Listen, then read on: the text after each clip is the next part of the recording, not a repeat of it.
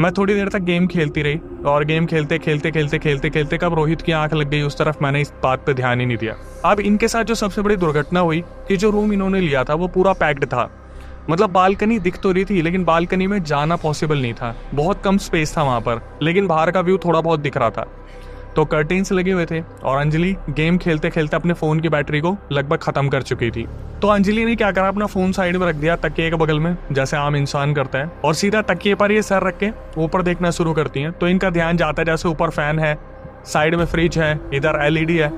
लेकिन फिर जैसे थोड़ी सी इनकी आंख लगी, इन्हें ऐसा महसूस हुआ कि कमरे में जैसे कोई चल रहा है, और वो 1-2 की तादाद में नहीं, ऐसा लग रहा था जैसे 5-6 लोग हैं जो इनके कमरे में टहलना शुरू कर रहे हैं।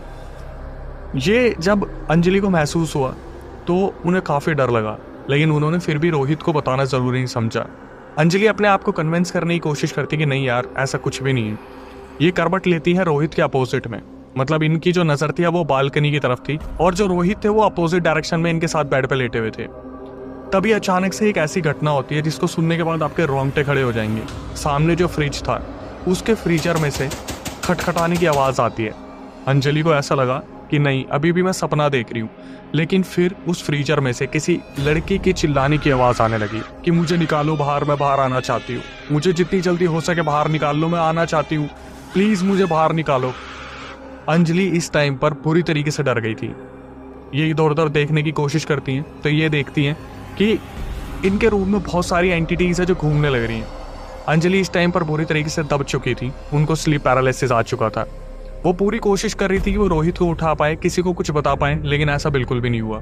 जब तक वो अपनी स्लीप पैरालिसिस से बाहर आती, उनकी नजर जाती है ऊपर की तरफ। उनके बेड के पीछे एक औरत खड़ी थी, कम से कम 7 फीट की, जिसके बाल पूरे खुले हुए थे और उस औरत की आंखें बाहर आ रखी थी। वो इधर उधर देखती, तभी उनकी नजर पड़ती है बालकनी पर।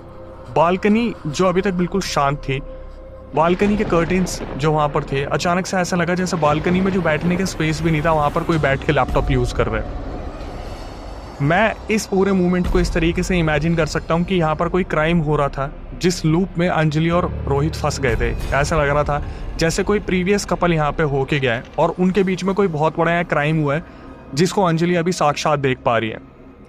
आपने बहुत सारी ऐसी मूवीज में देखा होगा जहाँ पर इंसान लूप में फंस जाता है। अंजलि ने मेंशन किया कि अक्षय, मैं चिल्लाने की कोशिश करूं लेकिन मैं बुरी तरीके से दब चुकी थी, मैं रोहित को हिला भी नहीं पा रही थी। मुझे ऐसा लग रहा था जैसे एक मूवी क्रिएट होते देख रही हूँ मैं, कि वो जो लड़का था वो बालकनी में लैपटॉप यूज़ कर रहा था, उसकी गर्लफ्रेंड ने उसे टोका और उसने उठा के सर काट के फ्रीजर में रख दिया। और वो जो एंटिटीज घूम रही थी वो एंटिटी शायद उन लोगों की थी जो शायद यहाँ पर पहले क्राइम में पार्टिसिपेट कर चुके हैं या फिर शायद विक्टिम बन चुके हैं।